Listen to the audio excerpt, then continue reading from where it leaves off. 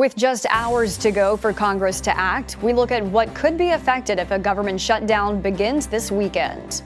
And it's the end of an era as Netflix ships out its final DVDs. The Morning Rundown starts now.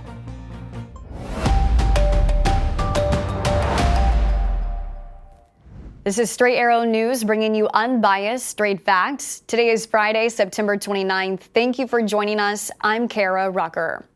Congress has only hours left to come to an agreement in order to prevent a government shutdown this weekend. Right now, both chambers are working on different methods to avert the first shutdown since 2018. The Democratic-led U.S. Senate is looking to pass a bipartisan stopgap bill that would continue to fund the government until November 17th. The bill includes $6 billion in funding for Ukraine and another $6 billion for domestic disaster relief.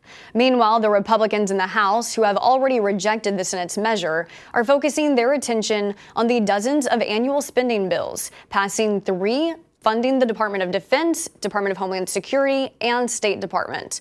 Speaker Kevin McCarthy suggested on Thursday that a shutdown could be avoided if the Senate adds border provisions into their stopgap bill. McCarthy said the House would vote on its own version of a stopgap bill today, which would fund the government through October.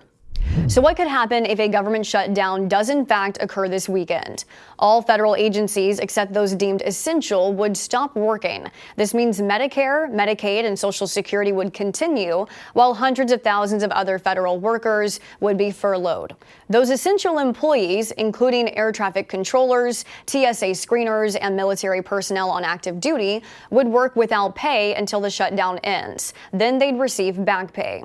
The shutdown would stop food safety inspections by the FDA, EPA inspections, and FEMA disaster relief. Programs like Head Start for preschoolers would lose funding, and national parks and certain museums could close. Officials say Americans who receive benefits from SNAP would still get assistance through October, but if the shutdown drags on, that could change. And you will still be getting mail, as the U.S. Postal Service is not funded by taxpayer dollars. As the government faces a major disruption in a looming shutdown, a House impeachment inquiry into President Joe Biden got underway with a hearing on Thursday.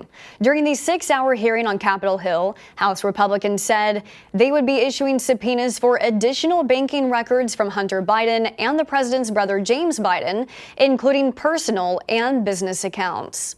According to Fox News Digital, the House Oversight Committee believes they have a trace of $24 million brought in by the Biden family by, quote, selling Joe Biden as the brand. The White House called the hearing a, quote, baseless wild goose chase and a distraction from the shutdown. Ex-owner Elon Musk had on his citizen journalist hat and cowboy hat as he visited the U.S.-Mexico border to live-stream areas of Eagle Pass, Texas on Thursday.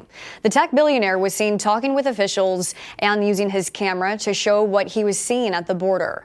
The month of September is on pace to surpass records of migrants crossing the border, with more than 142,000 in the first half of the month. In one of the clips, Musk shared his take on the border crisis, an issue he has been vocal about on social media. We should let anyone in the country who is hardworking and honest and will be a contributor to the United States. And by the same token, we should also not be allowing people in the country if they're breaking the law. That doesn't make sense. The law is there for a reason. United Airlines has made changes to its online booking to better accommodate passengers in wheelchairs. Now, passengers will be able to add a filter to the booking tool that will allow them to find flights better equipped to fit a motorized wheelchair in the storage portion of a plane. Right now, some cargo doors on planes are too small to easily get a wheelchair to fit among the other luggage and belongings being stored below. United will also pay the fare difference for passengers who need to upgrade their flight in order to be better accommodated. This change came about after a government-led investigation into the airline's policies. The investigation found that all airlines cumulatively had mishandled more than 30,000 wheelchairs and scooters in a 3-year span. There's a major fruit recall this morning. Thousands of cantaloupes in 19 states could potentially be contaminated with salmonella. According to the Food and Drug Administration, Eagle Produce, based out of Scottsdale, Arizona, has issued a voluntary recall of more than 6,000 cases of whole cantaloupes.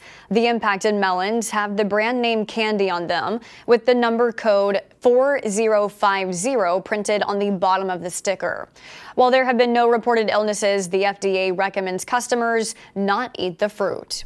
Finally this morning, after 25 years, Netflix is shipping out its final DVDs today as it closes out the part of its business that put the company on the map.